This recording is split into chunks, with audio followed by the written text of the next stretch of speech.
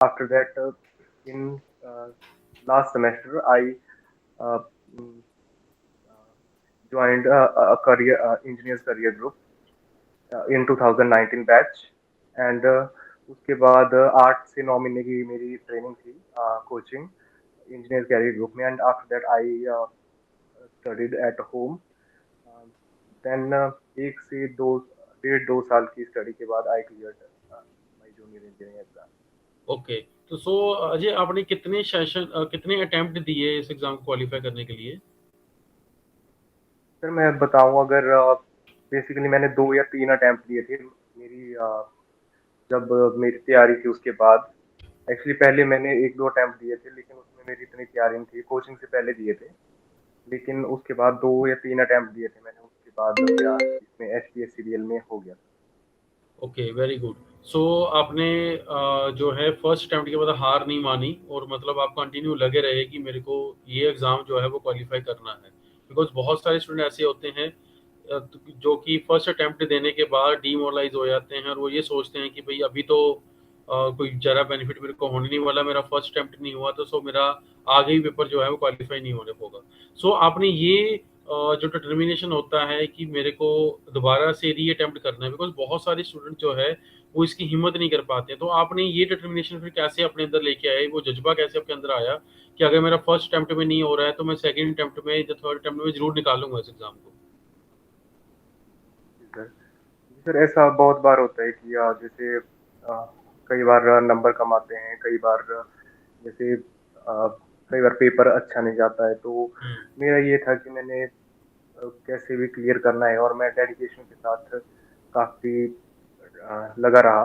और अ, मेरा कई कई बार मेरा 2 या 3 नंबर से रह जाता था, 4 नंबर से रह जाता था, हम्म। लेकिन मुझे पता था कि कभी ना कभी हो जाएगा। अगर मैं इतने कम मार्क्स से रह रहा हूँ तो फाइनली मैंने हार नहीं मानी और लास्ट में मेरा इसमें हो गया तो बिल्कुल ये SPSC। डिटर्मिनेशन तो रखना बहुत ज़्यादा ज़रूरी होता है, बिकॉज कोई भी एग्ज़ाम अपने निकालना है तो उसके लिए डिटर्मिनेशन और उसके बाद उसके लिए प्रिपरेशन कंटिन्यूस लगे रहना। उसके लिए जैसे आपके 2 3 नंबर वगैरह कम आते रहे हैं तो आपने कहीं ना कहीं उसके डिटर्मिनेशन के साथ जो है वर्कआउट करा, जिससे आपका सिलेक्शन जो है फाइनली हो सका।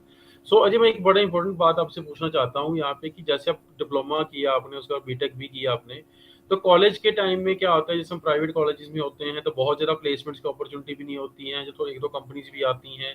तो कॉलेज में जो माहौल होता है वो गवर्नमेंट वाला तो होता ही नहीं है किसी कॉलेज में भी। सब कॉलेज में जो माहौल जो है वो कोई भी छोटी मोटी कंपनी या उसके रिलेटेड जो जॉब है वो मिल जाए, सबका ऐसा सिनेरियो रहता है। तो आपने कैसे इस चीज़ के बारे में जाना कि नहीं मेरे को गवर्नमेंट सेक्टर में जो है वो जाना चाहिए और इसमें मेरे को अच्छी करियर अपॉर्चुनिटी मिलेगी?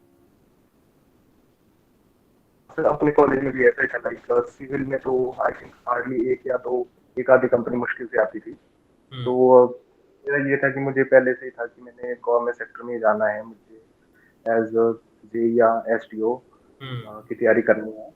तो मैंने लास्ट लास्ट सेमेस्टर में मेरी ट्रेनिंग के साथ साथ ही मैंने अपनी कोचिंग भी स्टार्ट कर दी थी हम्म। इंजीनियर्स कैरियर ग्रुप में। हम्म। और उसी टाइम में काफ़ी सीरियसली पढ़ाई कर रहा था लास्ट जब मैंने कोचिंग ज्वाइन करी थी। और उसके बाद मेरा काफ़ी 2 या 2.5 साल कोचिंग के दौरान साथ में अगर मैं ऐड करूँ टाइम को, दो ढाई हम्म। साल का टाइम लग गया था। 2 2.5 साल में तो आप 6 मंथ तो आपने अपने यूटिलाइज ही कर ले कॉलेज वाले ही। तो मीन्स बेसिकली 1.5 ईयर आपने ड्रॉप करा, उसके बाद आपने ज्वाइनिंग करा। तो सो अपने अपने ट्रेनिंग का जो टाइम पीरियड है उसको भी अच्छे से यूटिलाइज करा, बिकॉज आजकल भी जैसे अभी ट्रेनिंग सेशन ही चल रहा है तो बहुत सारे स्टूडेंट जो हैं वो सिर्फ इसी फोबिया में रहते हैं कि वे ट्रेनिंग करें क्या करें। तो सो उन सारे स्टूडेंट्स के लिए एक मैसेज है, जो भी स्टूडेंट ट्रेनिंग कर रहे हैं तो आप ये टाइम आपके लिए बहुत अच्छा है, तो आप इस टाइम पे अपनी प्रिपरेशन जो है वो स्टार्ट कर सकते हैं। जब आप अजय अपने कोचिंग करने के बारे में सोचा, जब कोचिंग ज्वाइन कर ली तो आपके जो साथ वाले फ्रेंड्स थे, आपके आसपास से एक ऐसा माहौल बन जाता है, वो कहते हैं तूने क्यों कोचिंग शुरू कर दी, कोई बेनिफिट नहीं होता इस कोचिंग करने का, हम किसी प्राइवेट कंपनी में चलते हैं। तो ऐसा बड़ा मिसलीडिंग जो है हमारे आसपास सराउंडिंग में होता है, तो आपने इसको कैसे क्रैक करके जो है अपना मन पढ़ाई में लगाए रखे फिर आप? हाँ सर, ऐसा काफ़ी सुनने को मिलता था। मेरे कई फ्रेंड्स भी थे जो जो कुछ कोचिंग करने गए, बोलते हमने 1 महीना कोचिंग करी, हमारा मन नहीं लगा, हम वापिस आ गए। हम्म। तो एक्चुअली कोचिंग में सर बहुत ही डेडिकेशन के साथ पढ़ाई करनी पड़ती है। लाइक हम्म। इंजीनियर के ग्रुप में मैं 9 बजे जाता था और 5:30 बजे तक हमारी हम्म, पढ़ाई होती थी वहाँ पे। तो लोग वहाँ तक मतलब उतना कर नहीं पाते हैं, तो वहाँ से फ्रस्ट्रेट होके कई वापस आ जाते हैं। लेकिन अगर हम डेडिकेशन के साथ लगे रहें, हम अपने मन में ठान लें कि हमने करना है और तैयारी करनी है, तो कुछ भी मुश्किल नहीं लगता। बिल्कुल सही बात है, क्योंकि कहीं ना कहीं हमें अपना गोल तो सेट करना ही पड़ेगा। अगर हमें गवर्नमेंट में जाना है तो जो हमारे आसपास सराउंडिंग में ऐसा माहौल होता है कि मत करो, कोई फायदा नहीं है, कोई बेनिफिट नहीं है, तो ऐसे माहौल से हमें बाहर निकलना ही पड़ता है। कहीं ना कहीं उस माहौल को ब्रेक करके बाहर हमें बाउंस बैक करना पड़ता है, जिससे तो ही हम अपना एग्जाम जो है वो निकाल पाते हैं। और एक अजय बहुत कॉमन सी बात मेरे को सुनने को मिलती है, जैसे आपने भी प्राइवेट कॉलेज से बीटेक करी, तो बहुत सारे ऐसे बच्चे प्राइवेट जो कॉलेज में होते हैं उनको ये लगता है कि इसके लिए तो बहुत इंटेलिजेंसी लेवल चाहिए, इसके लिए तो जब नॉलेज बहुत हाई लेवल की होती है तो ही बच्चा पेपर निकाल पाता है। तो आपको क्या लगता है कि जैसे आपने किसी एक प्राइवेट कॉलेज में करा, तो आपके जो कॉलेज में जो स्कोर था वो कैसा था? आप टॉपर थे, एवरेज स्टूडेंट थे, कैसे स्टूडेंट रहे हैं आप? मैं सर टॉपर तो नहीं कहूंगा, लेकिन मैं अबव एवरेज, अगर मैं कॉलेज की बात करूँ तो मैं अबव एवरेज स्टूडेंट था।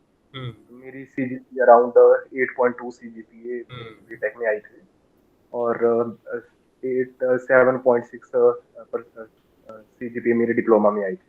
हम्म।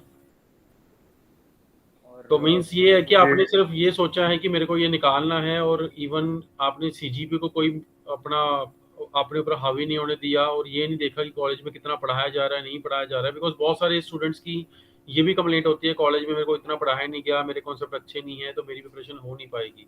तो आपको ऐसा अजय, आपने तो ट्रेनिंग के टाइम पे ये कोचिंग शुरू करी थी, तो जब आप कोचिंग कर रहे थे तो क्या आपको ऐसा फील हुआ था कि अगर मैं इसको 1 साल पहले, 1.5 साल पहले शुरू कर लेता तो कहीं ना कहीं मेरे कॉलेज को भी हेल्प मिलती, और जो मैंने 1.5 साल 2 साल मेरे को ड्रॉप करने पड़े वो भी ना करने पड़ते? क्या कोई ऐसी फीलिंग आती है आपको इसके बारे में? जी सर, मैं ऐसा भी सोचता हूँ कई बार कि अगर मैंने 2 साल पहले या 1 साल पहले भी शुरू कर दिया होता, या वीकेंड पे मैं चला जाता कोचिंग के लिए, हम्म। तो मुझे काफी हेल्प मिलती, और क्या पता मेरा एक एक 2 साल, 1 डेढ़ साल पहले ही मेरा एग्जाम क्लियर हो जाता। इसलिए कोचिंग से सर बहुत हेल्प मिलती है। और ईसीजी में मैंने कोचिंग करी है, तो फैकल्टी वहाँ पे बहुत अच्छी थी, और विक्रम सर टेक्निकल पढ़ाते थे, और ये नॉन टेक्निकल भी बहुत अच्छा था वहाँ पे। तो काफी हेल्प मिली सर कोचिंग से, हम्म। और अगर पहले स्टार्ट हो जाती तो काफी सही रहता। काफी सही रहता है, क्योंकि कहीं ना कहीं ऐसा रहता है कि सही टाइम पे अगर स्टार्ट करें तो कहीं ना कहीं हमारी जिंदगी के 1 या 1.5 साल बचते हैं अगर हम पहले स्टार्ट कर लेते हैं कॉलेज के टाइम पे। हालांकि सिलेक्शन तो पॉसिबल है, सिलेक्शन तो हो ही जाता है, तो बस सिलेक्शन डिले हो जाता है। तो वो सिलेक्शन डिले अगर वो आप चाहते ना हो हमारा, तो आपके लिए यही राइट टाइम होता है कि अपना 5th सेमेस्टर में तो मिनिमम से मिनिमम जो है अपनी कोचिंग 3rd ईयर में स्टार्ट कर लें, वीकेंड्स में स्टार्ट कर लें, सो दैट फाइनल ईयर में तक पहुंचते पहुंचते आपका सिलेक्शन जो है वो अच्छी तरह से हो जाए, जिसके लिए आप जो भी गोल देख रहे हैं वो आपका अचीव हो सके। सो अजय, आपने अभी बोला था नॉन टेक्निकल को लेके, तो हिमाचल के स्टूडेंट को स्पेसिफिकली नॉन टेक्निकल को लेके बहुत बड़ा फोबिया रहता है कि भी नॉन टेक्निकल पढ़ना चाहिए, नहीं पढ़ना चाहिए, या कहाँ से पढ़ना चाहिए, कैसे पढ़ना चाहिए।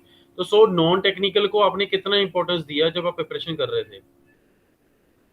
है सर, मैं अपनी बात करूँ तो मैंने नॉन टेक्निकल को टेक्निकल से भी ज्यादा वो दिया था, प्रेफरेंस दी थी, क्योंकि टेक्निकल मेरा थोड़ा पहले से ही स्ट्रांग था। मैंने जिस बीटेक में पढ़ा, डिप्लोमा में पढ़ा, फिर कोचिंग में टेक्निकल पे ज्यादा जोर रहता है, तो टेक्निकल मेरा पहले से ही स्ट्रांग था। लेकिन नॉन टेक्निकल मेरा वीक था, तो मैंने नॉन टेक्निकल पे अपने ज्यादा काम किया। और नॉन टेक्निकल के बिना सिलेक्शन पाना बहुत ही मुश्किल है। और हिमाचल में अगर नॉन टेक्निकल की बात करें सर, तो हिमाचल जीके की काफी वेटेज रहती है। हम्म। और अ, हमें कोचिंग में भी पढ़ाया गया था हिमाचल जीके, और नॉन टेक्निकल का तो ऑब्वियसली सारा ही जनरल अवेयरनेस और पॉलिटी, इकोनॉमिक्स, हर चीज पढ़ाई जाती थी वहाँ पे। तो हिमाचल जीके भी पढ़ाया जाता था, लेकिन हिमाचल जीके मेरे को थोड़ा, जैसे मैंने एक बुक फॉलो करी थी आकाश की, हम्म। हिमाचल दर्पण। तो वो book I think more than sufficient है हम्म। हिमाचल जीके के लिए। तो छोटी सी बुक है, और उसमें प्रिसाइजली हर चीज दी हुई है। और वो बुक, मैं बोलता हूँ, अगर वो बुक स्टूडेंट पढ़ लेते हैं तो वो मोर देन इनफ है। हाँ बिल्कुल, क्योंकि कहीं ना कहीं जो मेरे को भी ये लगता है, जो मैंने एनालिसिस भी स्टूडेंट्स के सिलेक्शंस के निकाले हैं, तो मेरे को यही दिखता है कि स्टूडेंट जो है क्वालिफाई, रिटन एग्जाम तो क्वालिफाई कर लेता है अगर टेक्निकल में अच्छा होता है, पर मेरिट में तभी नाम आ पाता है जब आप नॉन टेक्निकल में अच्छे होते हैं। बिकॉज नॉन टेक्निकल एक ऐसा पार्ट है जिसमें सबको ये लगता है कि बाद में करेंगे, लास्ट में करेंगे। टेक्निकल कहीं ना कहीं सारे अच्छा परफॉर्म कर ही लेते हैं, बिकॉज सिविल इंजीनियरिंग का एग्जाम होना, इलेक्ट्रिकल का जब मैकेनिकल एग्जाम होगा, तो टेक्निकल तो एक बहुत बड़ा रोल उसमें प्ले करता ही है। ठीक है, बट नॉन टेक्निकली प्रिपरेशन जो है वो साथ में करना और उसको फोकस करके पढ़ना और उसको भी इक्वल टाइम देना बहुत जरूरी है। अगर आप स्टेट एग्जाम को फोकस कर रहे हैं, हालांकि अगर आप गेट और ईएससीएस एग्जाम भी दे रहे हैं तो उसमें भी नॉन टेक्निकल अपना एक वेटेज रखता ही है। बिकॉज नॉन टेक्निकल के क्वेश्चन का गलत होने का मतलब ये होता है कि आप मेरिट लिस्ट से आउट हो रहे हैं। तो सो कहीं ना कहीं स्टूडेंट्स हमें बहुत अच्छी बातें सीखने को मिल रही हैं। तो मैं हर बार हर सेशन में ये कहता ही हूँ कि जो सक्सेसफुल हो चुके हैं, आप उनके फुटप्रिंट्स को फॉलो कर लो। उन्होंने जैसे प्रिपरेशन करा और उन्होंने जो स्ट्रेटेजीज इंप्लीमेंट करी है वो 100% सक्सेसफुल है, बिकॉज उन्होंने उसी स्ट्रेटेजी को फॉलो करते करते अपने आप को जो है वो अपना जो गोल है उसको अचीव कर रहे हैं। तो अगर आप भी वो स्ट्रेटेजी सारी फॉलो करेंगे, स्टेप बाय स्टेप भी अगर फॉलो कर लेते हैं, आप 80% फॉलो कर लेते हैं, तो भी आप अजय की तरह जो है एज अ जूनियर इंजीनियर या एज असिस्टेंट इंजीनियर जो एग्जाम जो है अपने क्वालिफाई कर सकते हैं। हमने जितने भी स्टूडेंट्स अभी तक सेशन करा है तो सब में कॉमन चीज अभी तक निकल के आई है कि डिटर्मिनेशन होना बहुत जरूरी है। बिकॉज विदाउट डिटर्मिनेशन आप नहीं कर पाएंगे। अगर आप चार चार जगह ये सोच के चल रहे हैं कि मैं प्राइवेट कंपनी का भी कर लूँ, मैं प्लेसमेंट का भी, मैं इसका भी कर लूँ, मैं उसका भी कर लूँ, बट आप कंपटीशन की तैयारी अगर आप कर लेते हैं तो आपको सब जगह हेल्प मिलती है। कॉलेज में भी हेल्प मिलती है, कॉलेज की सीजीपी इंप्रूव होती है, प्लेसमेंट्स में हेल्प मिलती है, फर्दर जो एग्जाम कॉम्पिटिटिव है उसमें तो 100% श्योर शॉट जो है वो आपको हेल्प मिलती है। और कहीं ना कहीं अपनी स्टेट में एज ऑफिसर जो बनने का सबका ड्रीम होता है वो फुलफिल आप कर सकते हैं। सो अजय, नेक्स्ट जो इम्पोर्टेंट बात है कि नोट्स बनाने को लेके बच्चे बहुत ज्यादा जो एस्पिरेंट्स होते हैं, जो तैयारी कर रहे हैं इस टाइम पे, तो उनको नोट्स बनाने में बड़ी बहुत ज्यादा दिक्कत होती है। तो सो नोट्स के ऊपर थोड़ा सा आप बताएं कि आपने जो सारा सिलेबस है उसको एक छोटे से नोट्स में कैसे कन्वर्ट करा और किस तरह से, और नोट्स की इंपॉर्टेंस क्या रहती है प्रिपरेशन में। नोट्स की सर काफी इम्पोर्टेंस रहती है। मैंने अपने नोट्स इंजीनियर के ग्रुप में ही क्लास नोट्स बनाए थे, तो वो काफी मेरे काम आए सर। तो जैसे मैंने हैंड रिटन नोट्स ही बनाए थे क्लासेस में। तो मैं जैसे सबसे पहले मैं नोट्स को अपने पढ़ता था। देन हम्म। मैं उसके जैसे 2 या 3 बुक्स मैंने रखी थी, गुप्ता एंड गुप्ता, मूर्ति, और एक में एडीजी की स्टेट ए और जेई की बुक आती है। हम्म। तो वो 3-4 मैंने रखी थी। तो जैसे मैं नोट्स कवर कर लेता था अपने, उसके बाद देन कुछ क्वेश्चन लगाने, MCQ, and then test series काफी इंपॉर्टेंट रहती है। टेस्ट सीरीज जैसे टेक्स्ट बुक की टेस्ट सीरीज और ग्रेड अप की टेस्ट सीरीज में हम्म। उसके बाद ली हुई थी, और उसके बाद वो लगाता था। देन प्रीवियस ईयर वो चीजें काफी मैटर करती है। तो नोट्स, और उसमें मैंने जैसे नोट्स मेरे रेडी थे, उसके बाद मैंने शॉर्ट नोट्स अलग से बनाए हुए थे। जो जैसे एग्जाम आता है तो एग्जाम से पहले मैं शॉर्ट नोट्स पढ़ता था, उसमें जैसे मैंने फॉर्मूलेज लिखे होते थे, हम्म। फॉर्मूलेज एंड जो टॉपिक मेरे को डिफिकल्ट लगते थे, क्योंकि फिर मुझे वो निकालने नहीं पड़ते थे दूसरे नोट से। जो मेरे थॉरो नोट्स थे उसमें निकालने नहीं पड़ते थे बार बार। तो जो मेरे को टॉपिक टफ लगते थे या जो मेरे को आते नहीं थे टॉपिक, और जो फॉर्मूले वगैरह थे वो उसमें मैंने शॉर्ट नोट्स में रखे हुए देखिए देखिए, आप क्विक रिवीजन अगर करनी हो तो आप वहां से क्विक रिवीजन जो है वो अपना पॉसिबली कर पाते थे। ठीक है। तो अजय, एक थोड़ा सा जो आपने टेस्ट सीरीज का जिक्र करा था, मैं उसका जिक्र करने ही वाला था आपसे। तो टेस्ट सीरीज जो रहती है, तो बहुत बार ऐसा होता है टेस्ट सीरीज में बहुत कम मार्क्स आ जाते हैं, हमें डीमोटिवेशन होता है। तो अब वो डीमोटिवेशन जो है फिर उसको कैसे आपने ओवरकम करा कि मार्क्स कम आ गए और उसके बाद देखा कि अब मेरे मार्क्स जो कम आ गए, तो क्या आप पढ़ना छोड़ देते थे 2-4 दिन, कि कैसे करते, उसको ओवरकम कैसे करते थे फिर आप। थे। सर टेस्ट सीरीज का ऐसा रहता था, जैसे कई बार मार्क्स काफी कम आ गए, कई बार रैंक ज्यादा आ गया, कई बार रैंक वन आ गया, कई बार काफी नीचे आ गया रैंक। हम्म। तो वो चलता रहता था। तो उससे मेरे को लगता है ज्यादा उतनी मुश्किल नहीं होगी, क्योंकि कई बार जैसे रैंक वन भी आ गया तो आपको ज्यादा वो नहीं होना है कि अब मेरा रैंक वन आ गया तो मेरी सिलेक्शन हो जाएगी, बिल्कुल इजीली हो बिल्कुल जाएगी। बिल्कुल। और लास्ट आ गया तो ऐसा नहीं सोचना है कि मेरा रैंक लास्ट आ रहा है तो मेरी सिलेक्शन बड़ी मुश्किल है। तो हम्म। ये अप्स एंड डाउन चलते रहते हैं, लेकिन आपको डेडिकेशन के साथ लगे रहना है। तो ओके, तो आप टेस्ट के कुछ एनालिसिस भी बनाते थे कि जो टेस्ट देने के बाद कि भी मेरा ये टेस्ट हुआ है, मेरी कहाँ गलतियां हो रही हैं, तो मेरे कौन से टॉपिक वीक हैं, तो ऐसा भी कुछ प्रैक्टिस करते थे आप? जो मेरे जैसे क्वेश्चन गलत हो जाते थे उनको मैं उसकी एक्सप्लेनेशन देखता था कि कैसे गलत हुआ, क्या मेरी जैसे मैंने क्वेश्चन किया, न्यूमेरिकल सॉल्व किया कुछ, तो वो कैसे गलत रहे, तो उसमें पूरा एनालाइज करता था। तो उससे ये रहता था कि अगली बार कोई उस टाइप का क्वेश्चन आए तो वो उसके गलत होने के चांस काफी कम रहते हैं। तो एनालिसिस बड़ा जरूरी है। बिल्कुल, क्योंकि ये चीज़ जानना बहुत ज़रूरी होता है कि मैं गलत कहाँ पे हूँ। बिकॉज़ ये स्टूडेंट्स देखो, कल भी हमने सेशन करा था, उसमें भी सेम बात थी कि analysis of test is very important. Because analysis of test जब आप कर लेते हैं ना, तो आपको ये पता चल जाता है कि मैं कहाँ स्टैंड कर रहा हूँ। बिकॉज़ एक बार आपको ये पता चल जाए कि मैं कहाँ पे स्टैंड कर रहा हूँ, उसके बाद वहाँ से अपने आप को स्टार्ट करना और अपने आप को पुश अप करना बहुत ईज़ी हो जाता है। अगर मेरे को यही नहीं पता कि मेरे मार्क्स कितने हैं, मैं स्टैंड कहाँ कर रहा हूँ और मेरे कौन से टॉपिक वीक हैं, और किनको मैंने रिवीजन मोड में डालना, टॉपिक्स को डालना है, और किनको मेरे को जो है टेस्ट सीरीज मोड में डालना है। तो ये चीज़ें जो हैं हमें बार बार प्रैक्टिस करने से, टेस्ट अटेम्प्ट करने से जो है वो रहता है। सो अजय, नेक्स्ट मेरी जो बड़ी इंपॉर्टेंट बात है, सारे बच्चों को बड़ा कॉमन क्वेश्चन रहता है, शायद आपके मन में भी ऐसा डाउट कभी रहा हो कि एक दिन में कितने घंटे पढ़ना चाहिए, इसका आंसर दे दो भाई। ये बच्चे बड़े ना परेशान करते हैं, बार बार पूछते हैं, सर मेरे को बताओ कि एक दिन में कितने घंटे में पढ़ोगे मेरा सिलेक्शन हो जाए। तो क्या ऐसा कोई टूल है कि मैं एक फिक्स कर दूं कि इतने घंटे पढ़ेंगे सिलेक्शन पक्का हो जाएगा? सर इसमें कोई टूल फिक्स तो नहीं बोल सकते हैं, लेकिन आपको कंसिस्टेंट रहना है। हम्म, आपको डेली पढ़ना है। जैसे आप अगर 2 घंटे भी पढ़ रहे हैं तो उसको बिल्कुल आपने फोकस तरीके से पढ़ना है। और मिनिमम जैसे आपको कंसिस्टेंसी मैटर करती है। जैसे आप कई बार 6 घंटे पढ़ रहे हैं, 7 घंटे पढ़ रहे हैं, कई बार आप 2 घंटे पढ़ रहे हैं, लेकिन आपको छोड़ना नहीं है। लेकिन बीच में ऐसा नहीं बोलना है कि जैसे मैं एक दिन का ब्रेक ले लेता हूँ, 2 दिन का ब्रेक ले लेता हूँ, वो चीज नहीं करनी है, लेकिन कंसिस्टेंसी मेंटेन रखनी है।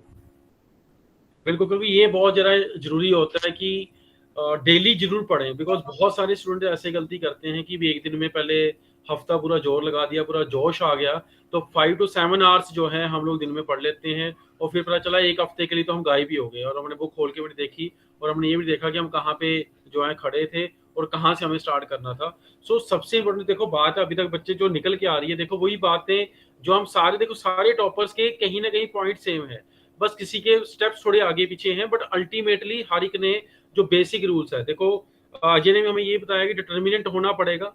डिटर्मिनेंट होना बहुत जरूरी है, नोट्स अच्छी तरह से बनाने बहुत ज़्यादा जरूरी है, कंसिस्टेंट आपको रहना पड़ेगा, और आपको टेस्ट जो है सॉल्व करने पड़ेंगे, एमसीक्यू प्रीवियस क्वेश्चन सॉल्व करने पड़ेंगे।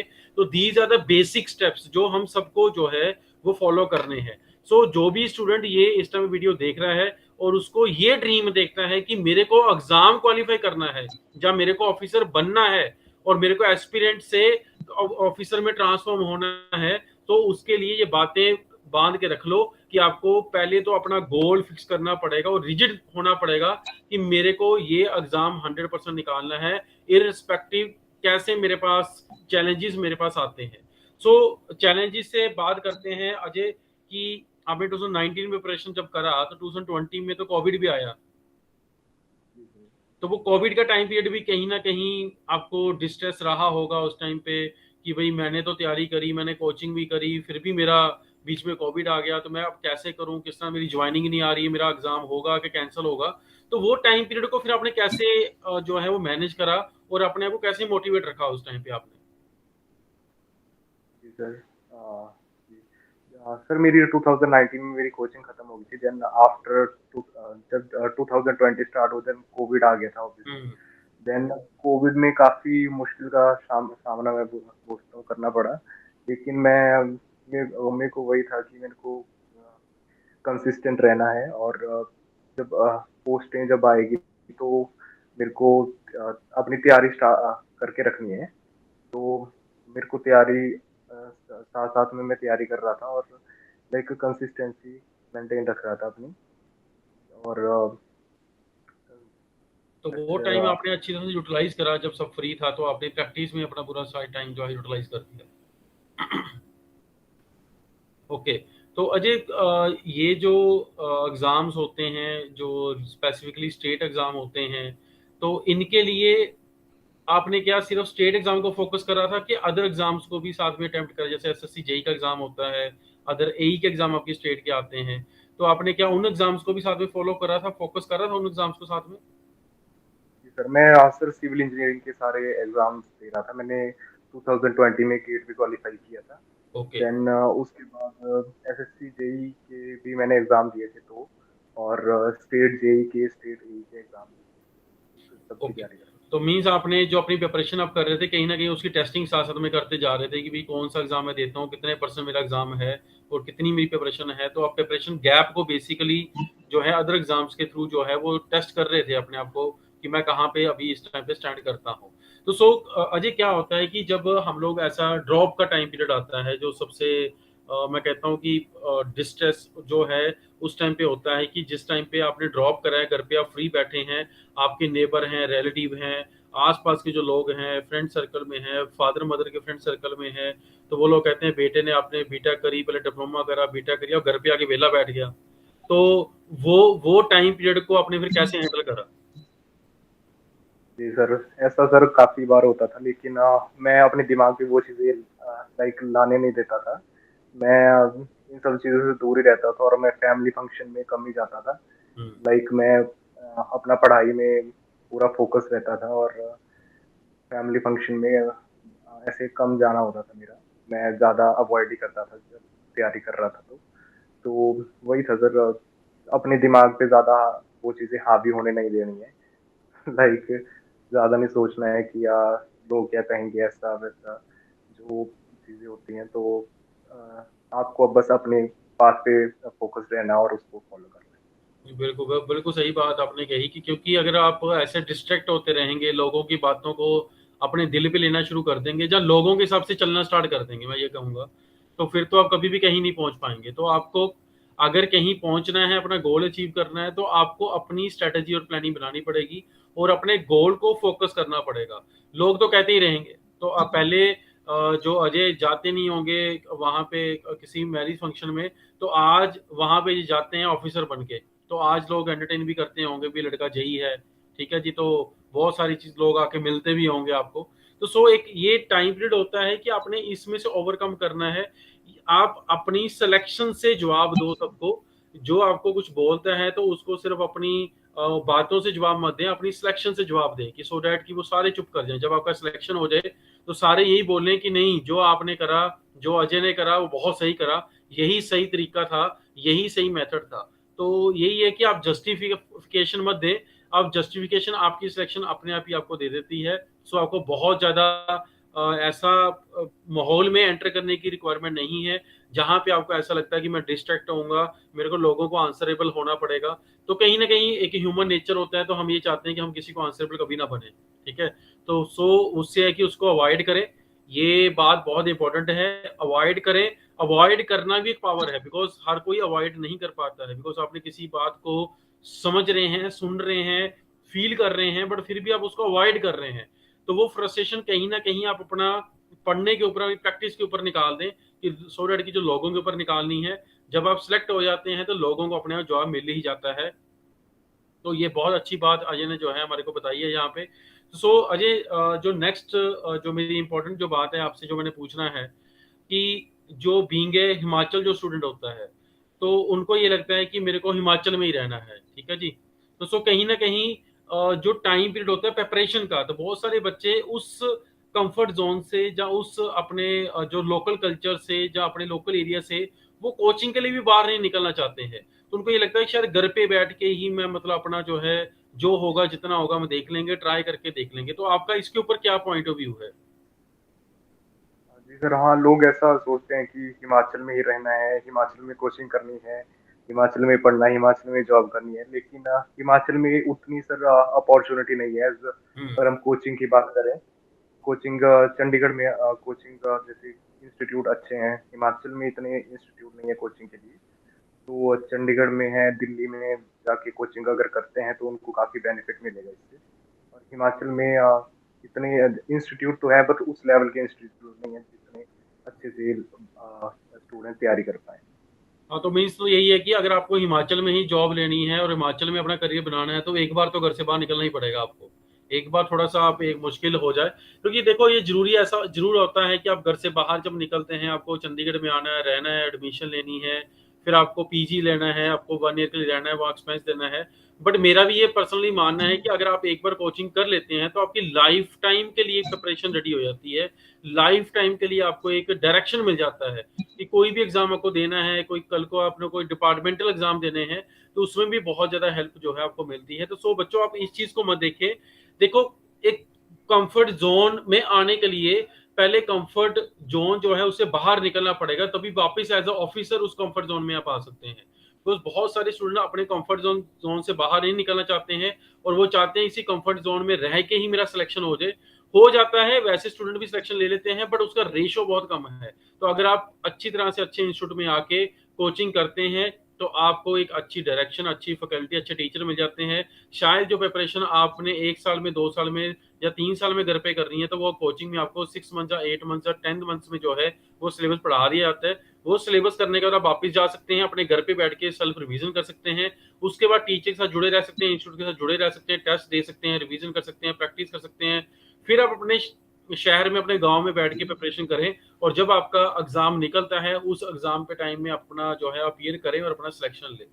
और अजय, एक नेक्स्ट मेरा बड़ा इंपॉर्टेंट क्वेश्चन है कि बहुत सारे स्टूडेंट जो हैं, जैसे हिमाचल में भी बहुत सारे अभी स्टूडेंट हैं, तो वो ये वेट करते हैं कि जिस दिन नोटिफिकेशन आएगा तब हम पढ़ना स्टार्ट करेंगे। तो आपका इस पॉइंट ऑफ व्यू के ऊपर क्या व्यू है कि नोटिफिकेशन के बाद पढ़ना स्टार्ट करना चाहिए, कि उससे पहले, नोटिफिकेशन से पहले सिलेबस खत्म कर लेना चाहिए हमारे को?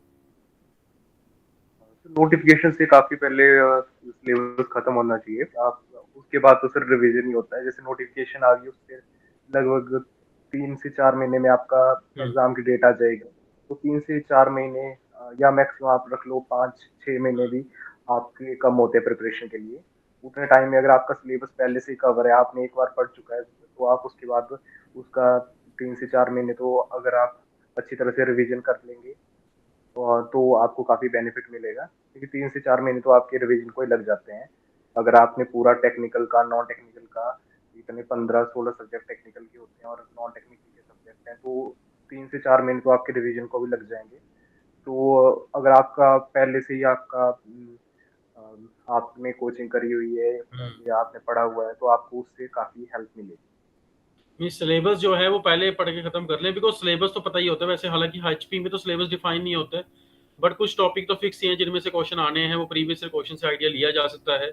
और इवन अभी इंजीनियर्स करियर ग्रुप ने तो स्पेशल जो मटेरियल है एचपीएससी का जो है, और एचपीपीएससी का भी जो सिलेबस है वो रेडी कर दिया है, उसके साथ स्टडी मटेरियल भी रेडी कर दिया है, जिससे आपको आइडिया मिल जाएगा कौन कौन से टॉपिक में से ज़्यादा सिलेबस आता है और कौन से टॉपिक जो इंपॉर्टेंट रहते हैं। तो सिलेबस के हिसाब से प्रिपरेशन बच्चे अगर आप पहले कर लोगे ना, नोटिफिकेशन आने के बाद आपके सिलेक्शन के चांसेस बहुत ज्यादा बढ़ जाते हैं।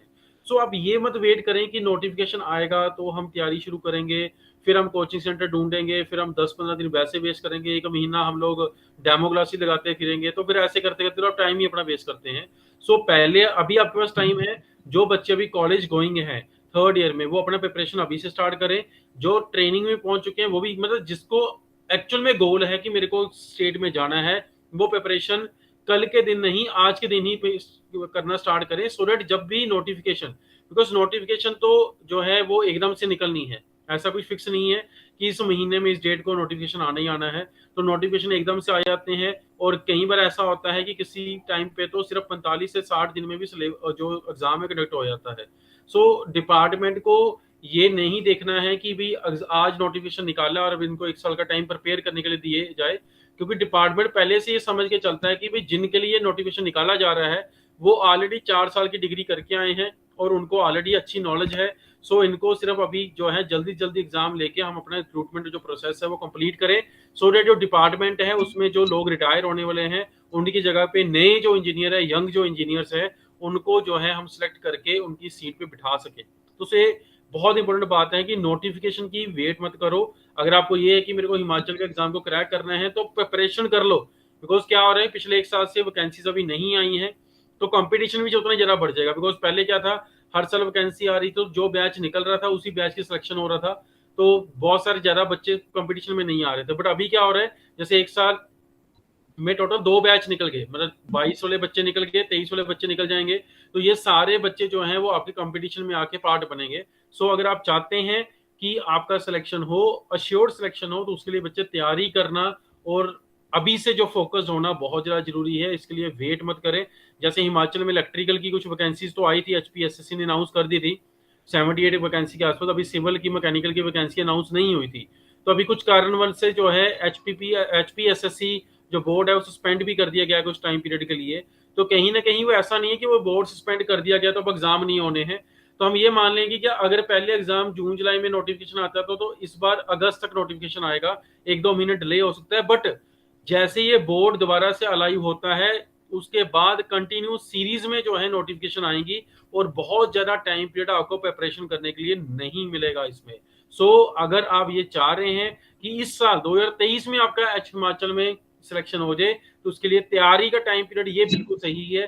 फरवरी मंथ से आप अभी जुड़ जाओ कि आपका अगस्त तक सिलेबस खत्म हो जाए। जैसे नोटिफिकेशन आए 2 महीने की प्रिपरेशन अपनी रिवीजन करो, और उसके बाद अपना जो है, अपना जो गोल है उसको अचीव करें।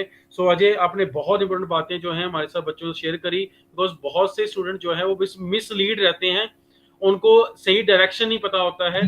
तो मेरी भी ये कोशिश है इन सीरीज के थ्रू कि आप लोगों को इनवाइट करा जाए, और I am thankful to all of you कि आप अपना कीमती टाइम निकाल के, because now you are officer, आपके हर दिन की, हर टाइम की वैल्यू है।